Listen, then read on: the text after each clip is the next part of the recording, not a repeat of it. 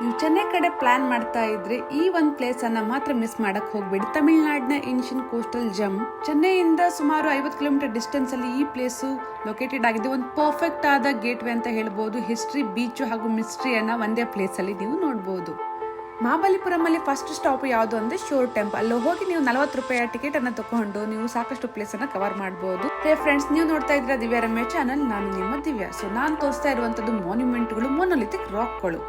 Sure temple ಅನ್ನ ಮುಗಿಸಿ ನಾವಿವಾಗ ಬಂದಿದ್ದೀವಿ ಇನ್ನೊಂದು ಮೊನೊಲಿಥಿಕ್ ರಾಕ್ ಆಗಿರುವಂತಹ ಅರ್ಜುನ ಪೆನ್ನನ್ಸ್ ಅನ್ನ ನೋಡಕ್ಕೆ.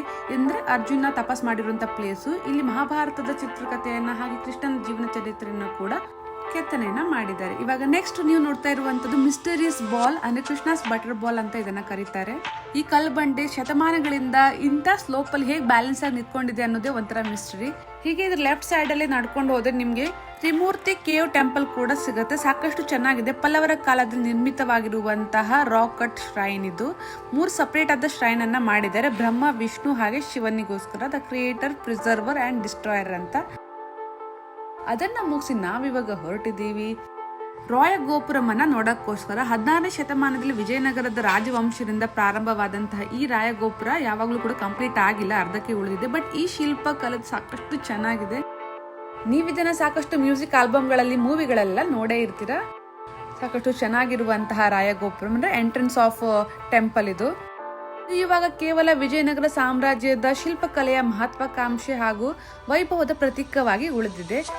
ನಾವು ಕೃಷ್ಣಾಸ್ ಬಟರ್ ಬಾಲ್ ಇಂದ ಪಾರ್ಕಿಂಗ್ ಅನ್ನ ಮಾಡಿ ಅಲ್ಲಿಂದ ಟ್ರೆಕ್ಕಿಂಗ್ ಮಾಡ್ಕೊಂಡು ಈ ಕಡೆ ಬರ್ತಾ ಇದೀವಿ. ಲೈಟ್ ಹೌಸ್ ಹಾಗೆ ಇನ್ನೊಂದಿಷ್ಟು ಮಾನ್ಯುಮೆಂಟ್ ಗಳನ್ನ ನೋಡಕ್ಕೋಸ್ಕರ. Almost journey 700 metre to 900 metre distance ಆಗುತ್ತೆ. ಬೈ ರೋಡ್ ಇಂದನೂ ಕೂಡ ನೀವು ತಲುಪಬಹುದು. ಲೈಟ್ ಹೌಸ್ ನ ಪಕ್ಕದಲ್ಲೇ ನೀವು ಇನ್ನೊಂದು ಮಹಿಷಾಸುರ ಮರ್ದಿನಿ ಮಂಟಪವನ್ನ ನೋಡಬಹುದು. 7ನೇ ಶತಮಾನದ ರಾಕ್ ಕಟ್ ಕೇವ್ ಟೆಂಪಲ್ ಇದು. ಸಾಕಷ್ಟು ಚೆನ್ನಾಗಿದೆ.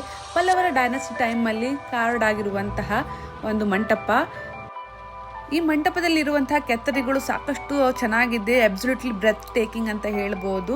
ಸೊ ಇವಾಗ ಮುಂದೆ ನಾವು ಇದೇ ಟೆಂಪಲ್ ಮೇಲ್ಗಡೆ ಒಂದು ಲಾರ್ಡ್ ವಿಷ್ಣುವಿನ ಒಂದು ಟೆಂಪಲ್ ನ ಕೂಡ ಮಾಡಿದ್ರೆ, ಅದು ಕೂಡ ಮೊನೊಲಿಥಿಕ್ ರಾಕ್.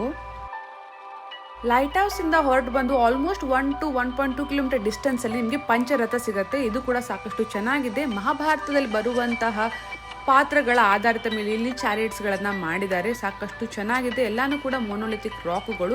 ಸ್ವಲ್ಪ ಹಂಪಿಯ ವೈಬನ್ನು ಡೆಫಿನೆಟ್ಲಿ ಕೊಡತ್ತೆ. ಈ place one of the perfect mixture of history, mystery, architecture and nature ಅಂತ ಹೇಳ್ಬೋದು. All under the open sky. So ಜಾಸ್ತಿ ಏನು ನೀವು ಸ್ಪೆಂಡ್ ಮಾಡಲ್ಲ ಇಲ್ಲಿ. So ಇದು ಒಂಥರ perfect place for photographer, culture lover and just want to escape from the city noise.